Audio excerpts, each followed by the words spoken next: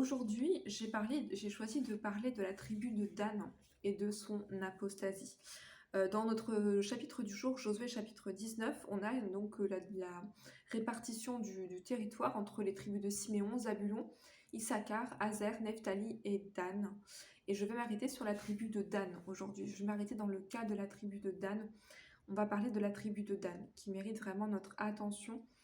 Qu'est-ce qui est dit à propos de la tribu de Dan au verset, donc Josué 19, c'est notre chapitre du jour, au verset 47. Le territoire des fils de Dan s'étendait hors de chez eux. Les fils de Dan montèrent et combattirent contre l'Échem.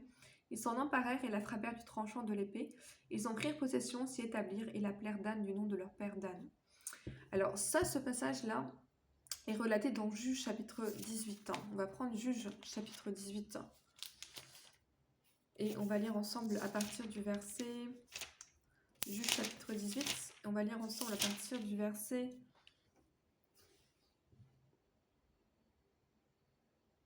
Oh ok, j'ai pas le temps vraiment de lire, c'est trop long. Dans le chapitre 18, en fait, la tribu de Dan voulait conquérir un territoire que Dieu ne lui avait pas donné à la base. Alléluia. Donc ils ont en fait, par la violence, ils ont acquis un territoire qui ne leur a pas à la base été attribué. Et on les voit qui vont raser une ville, malheureusement la ville de Laïs. Donc ils vont s'attribuer cette ville et ils vont l'appeler Dan, du nom de leur père. Donc vous imaginez, la Bible dit en plus que les habitants de Laïs étaient des habitants tranquilles et qui n'avaient pas de liaison avec d'autres hommes. Donc la ville a été rasée et personne n'est venu à leur secours malheureusement pour eux. Et donc la tribu de Dan en fait s'est attribuée cette ville. C'est attribuer cette ville par la violence. Donc c'est une tribu qui est caractérisée par la violence, une extrême violence. Alléluia. Et donc dans Josué chapitre 19 de notre texte de jour, la Bible dit que cette tribu de Dan va en fait donner son nom à cette ville de Laïs. Et ça c'est ce qu'on appelle l'esprit de Caïn. C'est exactement ce qu'a fait Caïn dans Genèse chapitre 4. Vous savez que Caïn en fait il incarne l'apostasie. Donc c'est vraiment l'esprit de Caïn ici qui se manifeste chez la tribu de Dan. Regardez ce que la Bible dit dans Genèse 4. Genèse 4 à partir du verset 17. Caïn connut sa femme, elle conçut et elle enfanta Enoch. Il bâtit ensuite une ville et il donna à cette ville le nom de son fils Enoch. Donc de la même manière que Caïn avait donné le nom de son fils Enoch à cette ville, eh bien les enfants de Dan vont donner le nom de Dan. Ils vont carrément appeler la ville par leur propre nom. Donc c'est vraiment l'esprit d'indépendance vis-à-vis de Dieu. Alléluia, ça c'est l'apostasie. Quand on devient indépendant vis-à-vis de Dieu, on s'éloigne de Dieu. Comme Caïn s'est éloigné de Dieu. La Bible dit que Caïn s'éloigna de la présence de l'Éternel. La tribu de Dan va s'éloigner de Dieu et conquérir un territoire qui ne lui avait pas été donné par Dieu. Alléluia, mais qui s'est attribué lui-même et qui va imposer son nom à cette pauvre ville de Laïs. Alléluia. Genèse 49, verset 17. Genèse 49, verset 17. Donc on parle de la tribu de Dan aujourd'hui et de son apostasie. Genèse 49, verset 17. Donc on a les bénédictions prophétiques de Jacob sur ses fils. Et regardez ce que la Bible dit à propos de Dan. Alléluia. Dan sera comme un serpent sur le chemin, une vipère sur le sentier, mordant les talons du cheval pour que le cavalier tombe à la renverse. Donc c'est vraiment quelque chose de très peu flatteur. Et en fait, quand on dit que quelqu'un est un serpent, ça veut tout dire. Alléluia, vous savez que le serpent, ça symbolise évidemment le diable. Donc là, l'apostasie de Dan est clairement annoncée par son père de manière prophétique. Alléluia.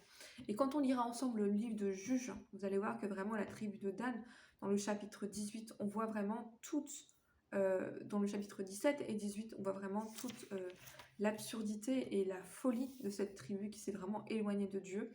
Et il faut savoir, quand on lira ça ensemble bientôt, moi j'avais jamais vu ça avant d'avoir étudié Juges il n'y a pas longtemps, c'est qu'en fait le petit-fils de Moïse, oui, le petit-fils de Moïse qui s'appelait Jonathan, eh bien, va devenir sacrificateur pour la tribu de Dan, et non pas sacrificateur de Dieu, mais sacrificateur pour des idoles.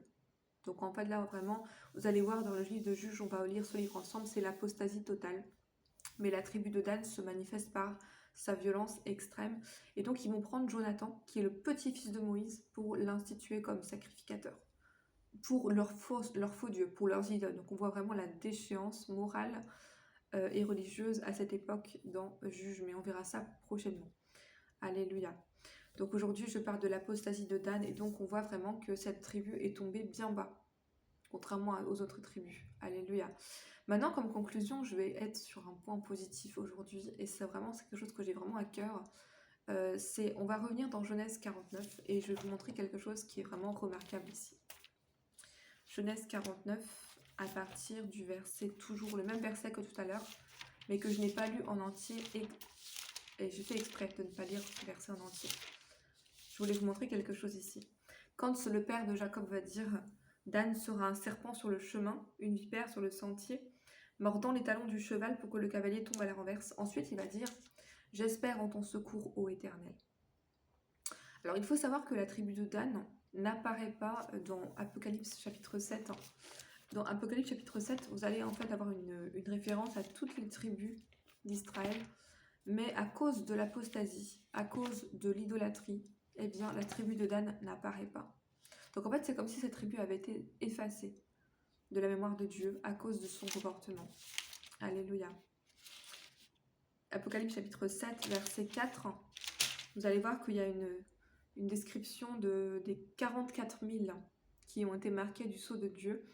Il y avait 12 000 de chaque tribu, mais la tribu de Dan n'est pas mentionnée ici. Certains d'entre nous, on est peut-être tombé bien bas. On est peut-être devenu idolâtre, on s'est éloigné de Dieu, comme Caïn, comme la tribu de Dan. Mais la Bible dit donc dans notre verset dans Genèse 49, verset 17, « J'espère en ton secours ». Et il faut savoir, je vais terminer là-dessus parce que c'est une note positive, c'est important, gloire à Dieu, c'est que la tribu de Dan, eh bien, a été, même si elle avait été effacée dans Apocalypse chapitre 7, elle n'est pas mentionnée, donc c'est comme si Dieu l'avait vraiment effacée à cause de son idolâtrie et de sa violence, et on peut le comprendre, mais Dieu est toujours disposé à pardonner. Et quand vous lirez Ézéchiel, quand on lira Ézéchiel ensemble, on a encore un peu de temps pour ça, vous allez voir que pendant le millénium, eh bien la tribu de Dan va être réinstituée parmi les tribus d'Israël. Donc ça veut dire que même si on est dans l'apostasie totale, il n'est jamais trop tard pour demander à Dieu, j'espère en ton secours. Il n'est jamais trop tard pour ceux d'entre nous qui se sont éloignés de Dieu. Vraiment, je vous invite à comprendre ça aujourd'hui. La tribu de Dan a peut-être perdu sa place, mais elle a été réinstituée. Et dans Ézéchiel, on verra ça. Alléluia. Donc retenez ce passage dans Josué qui est un peu descriptif, certes, mais c'est important de connaître tout. Même les passages les moins plaisants sont toujours importants. Et donc là, on a l'héritage de toutes ces tribus. Et je voulais partager avec vous le cas particulier de la tribu de Dan. C'est vraiment un contre-exemple pour nous. Mais à la fois, c'est aussi une note d'espérance, puisque, comme je l'ai expliqué, cette tribu, finalement, lors du millénium, eh bien, va être restituée et va être comptée, en fait, de nouveau parmi les tribus d'Israël. Gloire à Dieu.